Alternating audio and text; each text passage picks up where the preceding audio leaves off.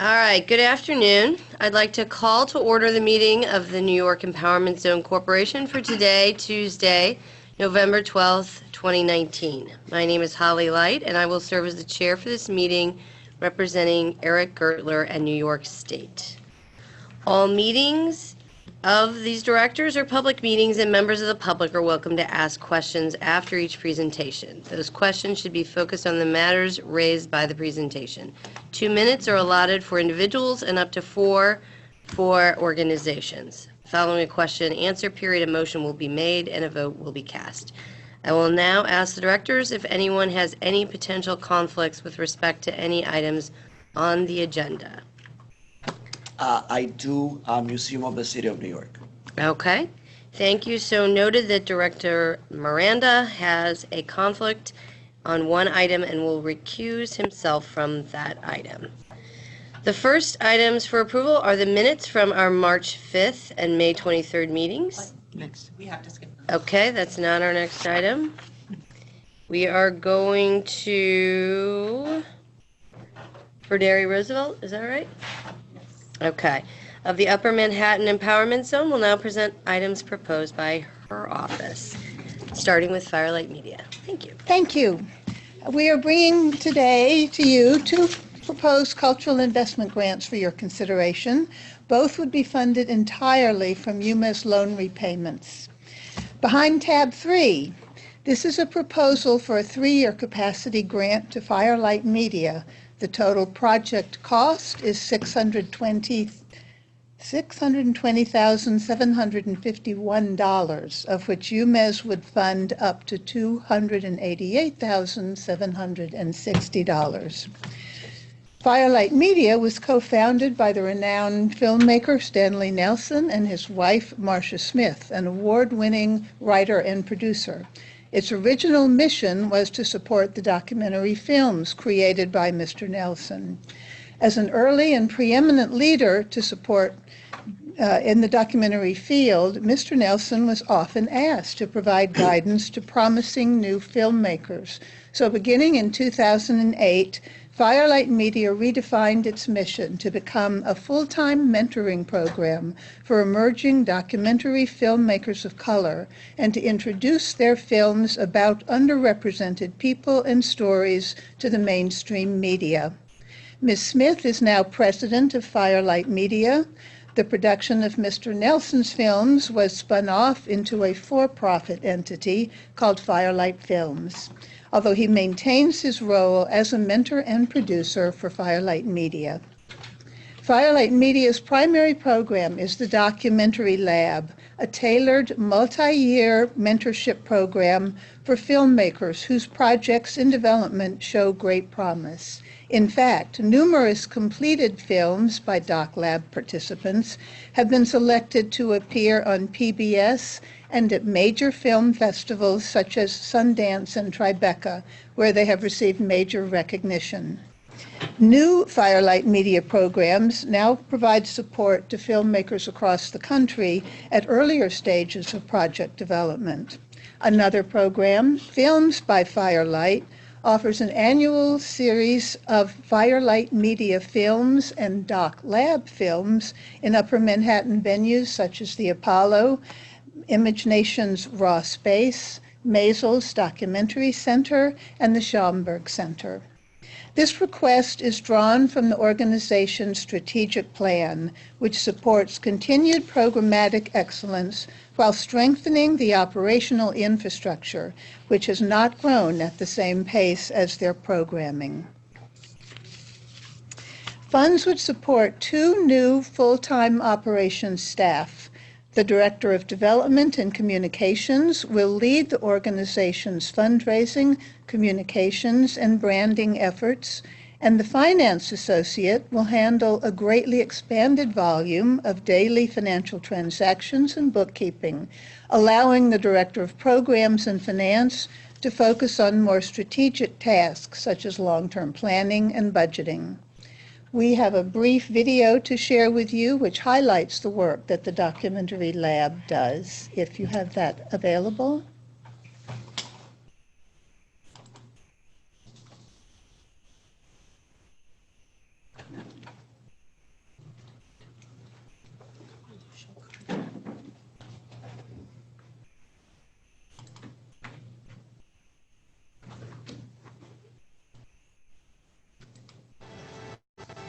I think within each one of us, there's a yearning to tell a story and to share it with the world. We all saw a film at some point and we said, wow, the world has changed. I want to do that. Images are the primary representation of the people, so if you don't see your story being told, it's very hard to have a context through which to live. I kind of found Firelight just by doing a Google search. And I remember reading the description and I said to myself, wow, this is a place that will want me. I may find a home here. Just meeting with the rest of the fellows, it's amazing because everybody's going through the same thing. I do remember the first time I went to a Firelight retreat. I could actually just be myself, bring my own experience, and that was actually a valuable thing. Making films makes you very vulnerable. You're always putting yourself out there, and there is no more supportive community than the Firelight community. One of the difficulties of documentary filmmaking in general is being trapped in your own bubble. I come from a family where there are no artists, no filmmakers, no journalists. You're in this thing kind of by yourself or with your team, and you just need perspective. You just need support. You just need other filmmakers, and I think that's what Firelight has been able to provide that's so rare. That discussion and that discourse is really important. It keeps us motivated, and it's that sort of camaraderie that I think makes the lab pretty unique. You have an infrastructure to really help you get to the finish line versus sort of wandering in the wilderness. As a first-time filmmaker, it can be very hard to get support. You may not have the credits that you need, but you have this amazing project. Half the battle is trying to find out who to work with, where you can get the money to support your project, and how you can sort of validate your journey. Often, these films are very hard social issues, and so the check-in, sort of the emotional check-in that the lab provided was very helpful. They understand what we're trying to do here, and I just get the feeling that they don't want anything other than to help us succeed, and that's hard to come by.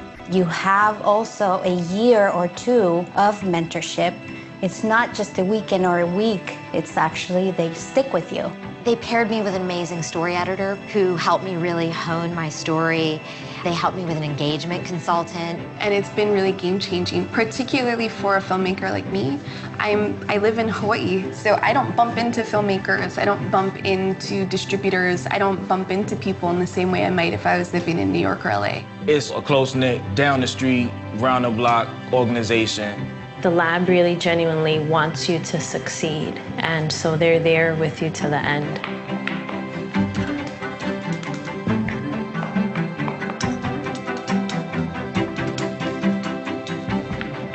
It's helped me be brave. It's helped me kind of push me out my comfort zone. It's cool to be with filmmakers from around the country and realize that we're kind of in this wonderful creative struggle together. It really does take a village to make a documentary film, and this is a great village to be part of.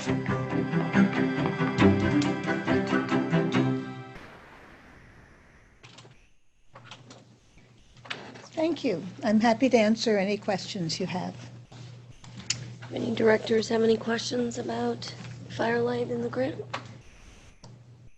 I would just like to say that, Firelight has been engaged very much in the community. There are film areas, Maisels Theater, as well as Image Nation, where they've been bringing these DocuLab artists to show to the public in the community their works. And it's free, it's accessible, and so we're very happy to be supporting this type of entrepreneurship. Great. Any other questions? Any questions from the public? Okay, can I entertain a motion for approval? So moved. Second? All in favor? Aye. Aye. Any opposed? Great, thank you. The capacity building grant for Firelight Media has been approved. The next item is a grant for Museum of the City of New York, and duly noted that Director Miranda will not participate and will recuse from this item. Okay. This is a proposal for a 3-year capacity grant to the Museum of the City of New York. The total project cost is $592,567, of which UMES would fund up to $268,341. The museum's mission is to celebrate, document, and interpret New York City's past, present, and future. The organization recently completed a 10-year, $97 million capital campaign to expand and modernize its landmark building. The first floor now houses a permanent multimedia interactive exhibition on the historical, cultural, and social evolution of New York City over the past 400 years. The museum also offers a rotating series of 10 exhibitions each year, as well as over 60 public programs with an education department that reaches students, teachers, and caregivers in all 5 boroughs. The museum also offers an I'm a Neighbor program that gives free admission to anyone who lives, works, or attends school in East Harlem. In fiscal year 2018, the institution welcomed 320,000 participants and visitors across all of its programs, nearly 60% of whom were visiting from national or international destinations. The museum is now preparing for its centennial celebration in 2023. Through a strategic planning process, they have identified areas in both earned and contributed income that will have significant potential for future revenue growth. The request would support the hire of 3 full-time staff, 1 temporary part-time staff, and 1 consultant. A full-time traveling exhibitions coordinator would develop the organization's nascent touring exhibition program into a robust schedule of travel to national and international museums. A development department would hire a full-time prospect researcher to identify and research prospective individual donors. A consultant would create a formal plan-giving program. A temporary part-time plan-giving assistant would help launch that program. And in the final year of the grant, a full-time planned giving officer would focus on cultivating planned giving legacy gifts. I'm happy to answer any questions you have. All right. Any questions or comments? Any questions or comments from the public? Okay. I will now entertain a motion for approval for a 3-year capacity grant for the Museum of the City of New York. So moved. Second? Second. All in favor? Aye. Abstain. Abstain? Any opposed? Okay. The motion passes with 1 abstention. Thank you. Thank you. Okay, so before we go to the Bronx, let's go back now and can I get a motion to approve the minutes for the March 5th and May 23rd meetings? I would like to bifurcate those. Sure. So I have a comment on the May 23rd Okay. minutes. And present at that meeting were both Verdi Roosevelt as well as Blair Smith, and they were not indicated as being present, even though they both presented. All right. Duly noted. Okay. So with the addition of Ms. Roosevelt and the other Blair, Blair Smith, can we now have a motion to approve them with that change? So moved. Second? All in favor? Aye. Great. Okay. Thank you. And now let's move to staff from the Bronx Overall Economic Development Corp. Will now present items proposed by their office.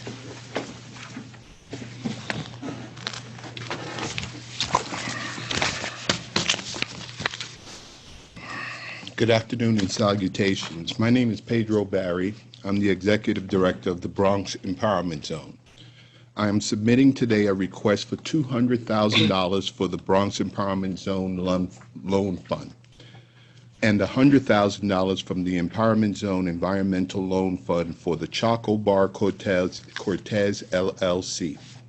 The Choco Bar is a Bronx startup based on their family restaurant in San Juan, Puerto Rico, which was founded in 2013. This restaurant serves chocolate drinks and chocolate-infused entrees to much acclaim. The cost of the overall project is $670,000. The Choco Bar will be providing $270,000 as a cash infusion. The loan fund will be used to purchase energy-efficient equipment. BOEDC will provide the remaining $100,000 needed to complete the project. The Cortez family has been involved with the chocolate business since 1929 and are providing the loan guarantee. Their financial statement attests to their capacity to pay back the loan.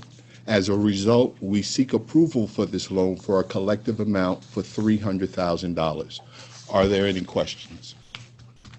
Is this their first expansion since Yes. 1929? Yes. And they're this is their still first- operating in Puerto Rico. This is a second location? Yes, actually, they opened up their retail restaurant in 2013 in San Juan, Puerto Rico, but the head corporation is a corporation that's based in Puerto Rico and the Dominican Republic, and they do research and development, and they do wholesale distribution to companies like Nestle's, Hershey's, and Mars. But this is their first restaurant that they will be opening. No, the first one that they're opening here in the United States, in the mainland. San Juan is both a retail and a restaurant. Yes. Are they doing any manufacturing up here, or is it really? Well, we are making provisions in the basement for them to fabricate chocolate bars, yes. Got it. To be sold outside of the bar? Yes. To be sold as a retail entity and as an online entity. They have an online presence also. That's providing what, a substantial amount of business? Where's the majority of the business coming from, the online or the? No, right now, there is a constant flow coming from the online right now. The store will be opened up in January, so right now they are receiving receipts from the online business. And the jobs are new jobs or? Yes, there'll be new jobs. They'll be creating 8 full-time jobs and 10 part-time jobs, and 50% of that will be procured from the empowerment zone, Bronx Empowerment Zone. We know the wages of the jobs. Are they compelling wages? No, I'm not really sure of the wages. All I could tell you is that it'll be 8 full-time and 10 part-time positions. Any other questions? Any other questions or comments? All right. Can I get a motion for approval of 2 loans totaling $300,000 for the Choco Bar Cortez NYC? Make the motion. Second? Second. All in favor? Aye. Aye. Thank you. Yep. Okay. Motion carries. Thank you. Thank you. And now Duncan Still will present the next item, which is BOEDC's administrative budget for the fiscal year 2020. Hi, Okay. my name is Duncan Still. I'm the Chief Financial Officer for BOEDC. I'm presenting the budget for the Bronx Overall Economic Development Corporation for the financial year ending June 30th, 2020. The total budget equals $708,226 as compared to last year's budget of $805,613. The main points to note using round percentages. Personnel costs are up 16%. This is mainly due to the fact that the Empowerment Zone Director position was vacant for 9.5 months in the prior year, and there's also a 2.8% cost of living increase.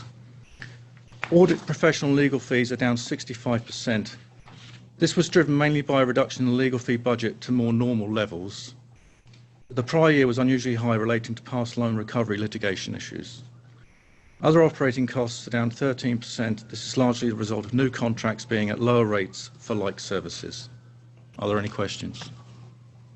Before any questions, I just want to reiterate that this budget is retroactive back to July 1st. Yeah. So we're just repaying the bills? Oh, no, I'm sorry. Right? Absolutely. Okay, that's what we're doing. Okay.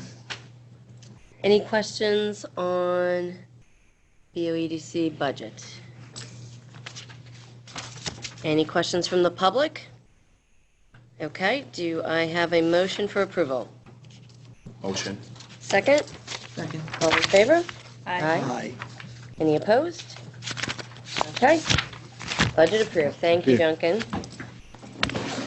Next item for consideration is the New York Empowerment Zone Administrative Budget, which will be presented by Destiny Burns. Good afternoon, everyone. So this budget will also be retroactive back to July 1st. The directors are being requested to approve an operating budget for the New York Empowerment Zone Corporation in the amount of $644,803 for the fiscal year ending June 30th, 2020. The amount represents a modest increase over last year at about $10,000, which is attributable to collective increases in the amount that will offset salaries and fringe for the 4.5 city and state positions that support the NYEZC. Non-personnel costs reflect a total decrease of less than $2,600. And that's the budget. Any questions, comments on that budget? Everyone should have all the information in their packets. Any questions or comments from the public? Hearing none, could I get a motion to approve the budget? Motion. Second? Second. All in favor? Aye. Any opposed? Great. The NYEZC administrative budget also passes. Thank you, Destiny. Final item on the agenda is information only. Doesn't require a vote, but Gaffer Mohammed will present the de-designation of unused UMES project funds. Thank you. My name is Ghaffar Mohammed. I'm the Chief Financial Officer of the Upper Manhattan Empowerment Zone. And we're here today to present the de-designation of $7,362,915 of funds that were previously approved for projects but never got fully utilized. These funds were never fully utilized either because the project never got off the ground, or in some instances, the project was started and completed without using all the funds, or sometimes the borrowers did not present enough documentation to draw all the funds. And so those funds remain on the books. The various grantees and borrowers know that these funds were unused. Efforts were made reaching out to them, but they were not able to satisfy UMES to draw all the funds. You'll notice some of these projects go back to the 1990s. So everybody these grantees know that they had ample opportunity to draw the funds. Any funds that were drawn from the NYEZ remain on UMES's books and in the bank account and deferred. As we go forward, these funds will be utilized and the necessary approval will be sought from you. I will pause and ask if you have any questions. Any questions from anyone? Okay. Is that your full presentation? Yes. Okay, excellent. And we don't need a vote, so thank you for letting us know and for